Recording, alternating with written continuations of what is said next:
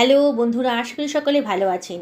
ফুটন্ত গরম জলের ভেতরে ময়দার লেচি দিয়ে অসাধারণ টেস্টি একটা রেসিপি বানানো যায়।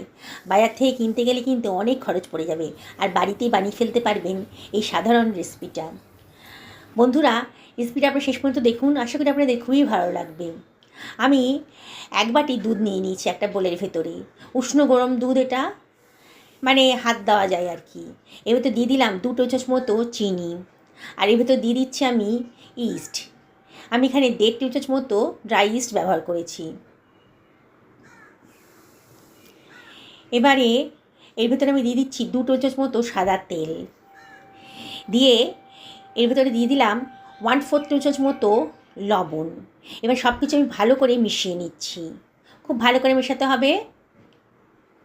দেখুন, আমি খুব ভালো করে এটাকে মিশিয়ে নিলাম। এর ভিতর দিয়ে দিচ্ছি 2 বাটি পরিমাণ ময়দা। আমি ময়দা দিয়েই বানাচ্ছি, আপনার ইচ্ছে করলে এটা আটা দিয়েও বানাতে পারেন। এবারে আমি সব কিছু ভালো করে মিশিয়ে নিচ্ছি। দেখুন, একটা হুইস্কের সাহায্যে আমি খুব ভালো করে এটা মিশিয়ে নিলাম। আমি আর এক্সট্রা জল টল কিছু দিইনি, এইভাবে খুব ভালো করে এটাকে মাখিয়ে নিচ্ছি।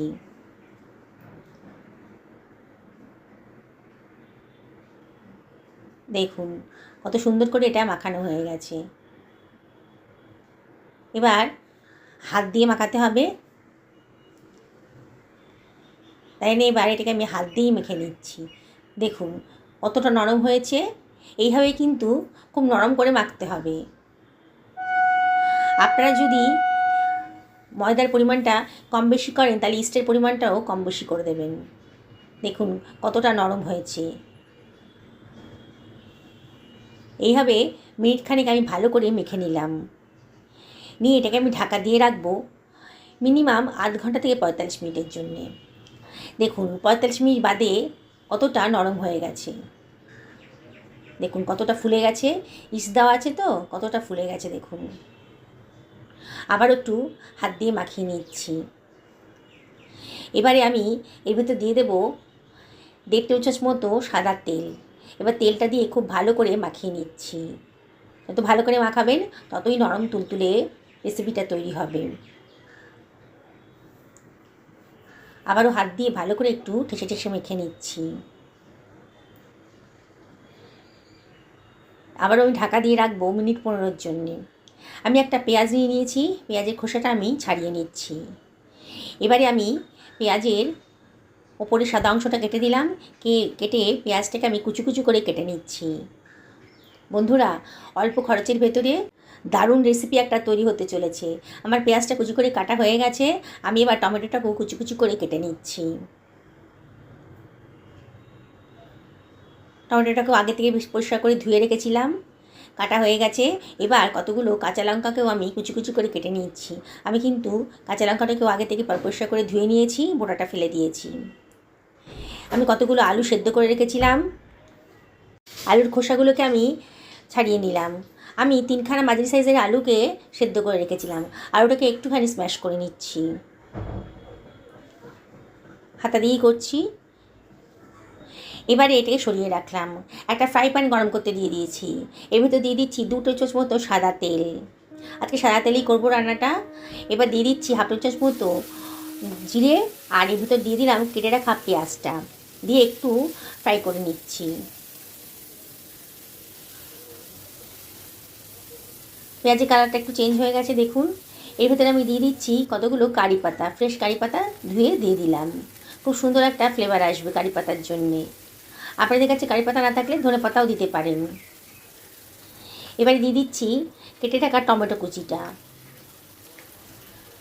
দিয়ে আবার সব কিছু একটু ভালো করে মিশিয়ে নিচ্ছি। এবার দিয়ে দিচ্ছি 1/2 টেবিল চামচ মতো লবণ, তাহলে টমেটোটা তাড়াতাড়ি নরম হয়ে যাবে লবণ দেওয়ার ফলে। আবারও সব কিছু ভালো করে মিশিয়ে নিচ্ছি। বন্ধুরা, অনবরত কিন্তু নাড়তে হবে, নাড়ে কিন্তু পোড়া লেগে যাবে।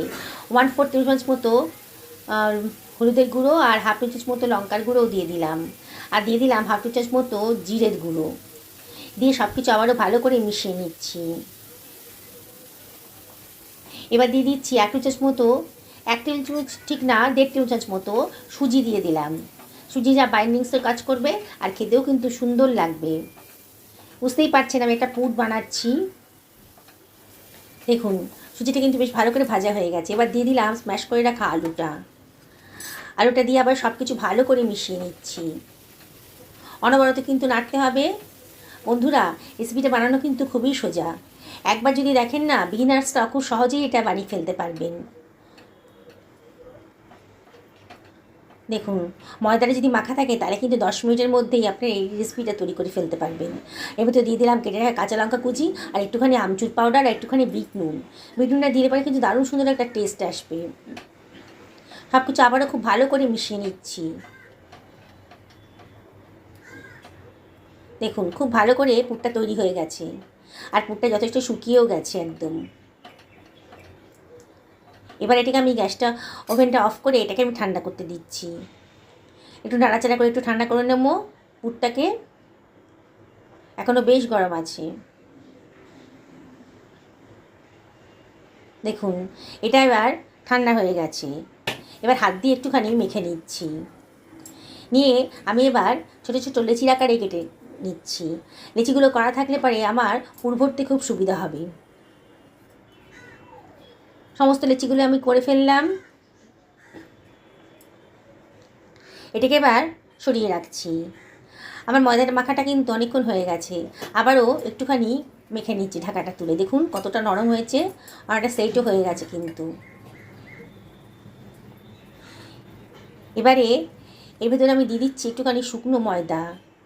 এতটা নরম হাতে জড়িয়ে যাচ্ছিল, একটু শুকনো ময়দা দিয়ে আবারও একটু মেখে নিচ্ছি। এবার কিচেন টপের ওপরে একটুখানি ঠেচে ঠেচে মেখে নিতে হবে। যত ভালো করে মাখবেন বন্ধুরা ততটাই কিন্তু সুন্দরভাবে ফুলো ফুলো নরম নরম রেসিপিটা তৈরি হয়ে যাবে। দেখুন আমি একটু লম্বাটে আকারে করে দিচ্ছি। এবারে আমি ছুরি দিয়ে পিসগুলো কেটে নেব, তাহলে পিসগুলো সমপরিমাণে হবে।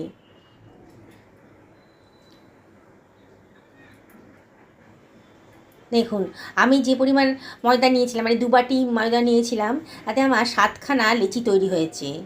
লেচিগুলো খুব বেশি বড়ও করিনি, খুব বেশি ছোটও করিনি। দেখুন খুব নরম তুলতুলে লেচিগুলো তৈরি হয়ে গেছে। এইবারে আমি হাত দিয়ে একটু গোল গোল করে পাকিয়ে নিচ্ছি লেচিগুলোকে। দিয়ে মাঝখানে একটুখানি গর্ত করে এটা বাটির মতো তৈরি করে নিলাম। নিয়ে এর ভেতরে আমি পুরটা ভরে দিচ্ছি। আলুর যে পুরটা বানিয়েছিলাম সেটা ভরে দিলাম। দিয়ে মুখটাকে ভালো করে সাইড দিয়ে সিল করে দিচ্ছি। দেখুন কীভাবে বানাচ্ছি। খুব ভালো করে সিলটা করে দিতে হবে যাতে পুরটা বেরিয়ে না যায়। এবার আলতো হাতে এগুলোকে বলের মতো করে একটুখানি চ্যাপ্টা করে দেবো। দেখুন এইভাবে আমি তৈরি করছি।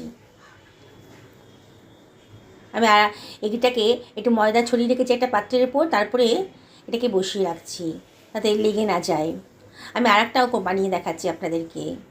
বানানোটা কত সোজা। বন্ধুরা রেসিপিটি যদি ভালো লাগে তাহলে লাইক শেয়ার কমেন্ট করতে কিন্তু ভুলবেন না। নতুন বন্ধুদেরকে রিকোয়েস্ট করবো আমার চ্যানেলটা সাবস্ক্রাইব করার জন্যে। পাশে থাকা বেল আইকনটা অবশ্যই ক্লিক করে দেবেন, তাহলে আমার রান্নার নোটিফিকেশানটা আপনারা চটজলদি পেয়ে যাবেন। দেখুন ঘরে থাকা উপকরণ দিয়েই কিন্তু অসাধারণ টেস্টি একটা রেসিপি বাড়িতেই তৈরি করে ফেলতে পারেন। এইভাবে আমি সমস্ত পুরভরা রেসিপিগুলো তৈরি করে ফেললাম। এবার গরম জলের ভেতর একটুখানি লবণ দিয়ে দিয়েছি। জলটা বেশ ফুটতে আরম্ভ করেছে। জলটা কিন্তু টকবগিয়ে ফুটতে দিতে হবে। দেখুন জলটা একবারে টকবক করে ফুটতে আরম্ভ করেছি যখন, তখন আমি ময়দার লেচিগুলো এর ভেতরে দিয়ে দিচ্ছি। একটু টাইম রেখে রেখে দেবেন, একটার সঙ্গে আরেকটা গ্যাপ রেখে দেবেন, একসঙ্গে সব করে দিয়ে দেবেন না, তাহলে একটা লেগে যাবে। একটা দিয়ে একটুখানি ওয়েট করে আর একটা দেবেন। আর জলটা যেন একেবারেই ফুটন্ত হয়। দেখুন আমি 4টে লেচি দিয়ে দিয়েছি, একটুখানি ওয়েট করে আবারও একটা দিচ্ছি। বললাম না একটু ওয়েট করে করে দিতে হবে। এইভাবে আমি 7খানা লেচিই কিন্তু দিয়ে দিচ্ছি। আমার কড়াইটা বেশ বড়ই আছে, 7খানা লেচি এঁটে গেছে। দেখুন আমার ময়দার লেচিগুলো কিন্তু বেশ ফুলে ভেসে উঠেছে। দেখুন আমি কিন্তু গ্যাসের ফ্লেমটা হাইতেই রেখেছি। দেখছেন বন্ধুরা কত সহজেই অসাধারণ টেস্টি একটা রেসিপি। অবাক হয়ে যাবে রেসিপিটা যখন তৈরি হয়ে যাবে, ভাবতেই পারবেন না যে কী তৈরি হতে চলেছে আজকে। আমি ওপর নিচে উল্টে পাল্টে করে দিচ্ছি, দিয়ে এগুলোকে ভালো করে সেদ্ধ করে নেব। 5 থেকে 6 মিনিট হাই ফ্লেমে এগুলোকে সব সেদ্ধ করে নিয়েছি। তারপরে জল ঝরিয়ে একটা স্ট্যান্ডার্ড দিয়ে এটাকে আমি তুলে একটা অন্য পাত্রের ভেতর রেখে দিচ্ছি। দেখুন বন্ধুরা কতটা ফুলে গেছে।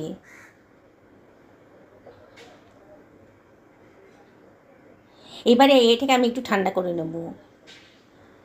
দেখুন একটু ঠান্ডা করে নিচ্ছি। এবার এগুলোকে ফ্রাই প্যানে আমি এখানে 2 টেবিল চামচ মতো সাদা তেল গরম করতে দিয়ে দিয়েছি। ফ্রাই প্যানটা গরম হয়ে যাওয়ার পর তেলটা দেবেন, দিয়ে তেলটাও বেশ গরম হয়ে গেছে। এইবারে আমি নাস্তাগুলোকে এর উপর ছেড়ে দিচ্ছি গরম তেলের ভেতরে। আমার ফ্রাই প্যানটা যেরকম সাইজের তাতে 5টার বেশি কিন্তু আটবে না। আমি 5টাই দিয়ে দিলাম, দিয়ে এগুলোকে একটু ফ্রাই করে নেব। আমি এবার ওপর থেকে একটুখানি অয়েল ব্রাশ করে দিচ্ছি।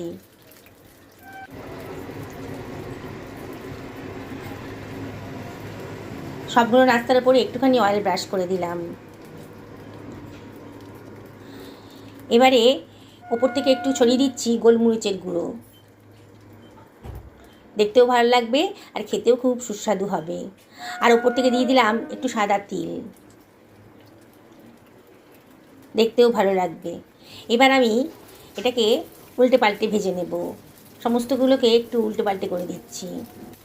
উল্টে পাল্টে আমি এগুলোকে একটু ভেজে নিচ্ছি। দেখুন সুন্দর একটা কালার এসে গেছে কিন্তু তলায়। বারে বারে ওপর নিচ করে উল্টে পাল্টে দিলে পরে সুন্দর একটা কালারও চলে আসবে। দেখছেন তো কতটা ফুলে উঠেছে। আমি আবারও একটু অয়েল ব্রাশ করে দিচ্ছি ওপরে।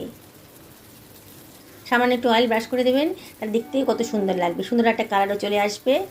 আবারও ওলট পালট করে এগুলোকে সুন্দর করে ফ্রাই করে নিচ্ছি। দেখছেন তো বন্ধুরা কত সহজেই কত সুন্দর রেসিপিটা তৈরি হয়ে গেল। এবার চিমটার সাহায্যে সাইডগুলো একটুখানি আমি ফ্রাই করে নিচ্ছি। গ্যাসের ফ্লেমটা কিন্তু আমি মিডিয়াম টু হাইতেই রেখে দিয়েছি এখন। পুরনো বন্ধুদেরকে অনেক ধন্যবাদ, তাদের সাপোর্টের জন্য এত দূর আসতে পেরেছি। তাও রেসিপিটা যদি ভালো লাগে লাইক শেয়ার কমেন্ট করতে কিন্তু ভুলবেন না, এটাই আমি আপনাদের কাছে রিকোয়েস্ট করব। দেখুন আমি তেল থেকে সবগুলোকে তুলে নিয়েছি। 5টা নাস্তা ভাজার পরেও কিন্তু আমার কতটা তেল রয়ে গেছে, দেখেছেন তো। কোনো অয়েলের প্রয়োজনই হয়নি এটা ভাজার জন্যে, সেদ্ধ করে নিয়েছি না। এবার বাকি দুটো ছিল যে সেগুলোকে আমি দিয়ে দিচ্ছি। আবারও ওপর থেকে একটু অয়েল ব্রাশ করে দেবো, আবারও একটু গোলমরিচের গুঁড়ো আর একটুখানি সাদা তিল ওপর থেকে ছড়িয়ে দিচ্ছি। বুঝতেই পারছেন বন্ধুরা আমি কী বানাচ্ছি আজকে। দেখুন আমার তৈরি হয়ে গেছে। আমি আজকে বাড়িতেই পাউরুটি বানিয়ে নিলাম, নরম তুলতুলে, কত কম খরচের ভেতর। দেখুন কতটা নরম হয়েছে, দেখুন পাউরুটিটা পুর ভরা পাউরুটি। এটা খেতে গেলে কোনো তরকারির প্রয়োজনই হবে না। দেখুন ভেতরে তরকারিটাও রয়েছে। দেখুন কত সুন্দর পাউরুটিটা, নরম তুলতুলে পাউরুটিটা তৈরি হয়ে গেল। কেউ বিশ্বাসই করতে পারবে না যেটা বাড়িতে বানিয়েছেন, সবাই ভাববে এটা কোনো দোকান থেকে কেনা হয়েছে।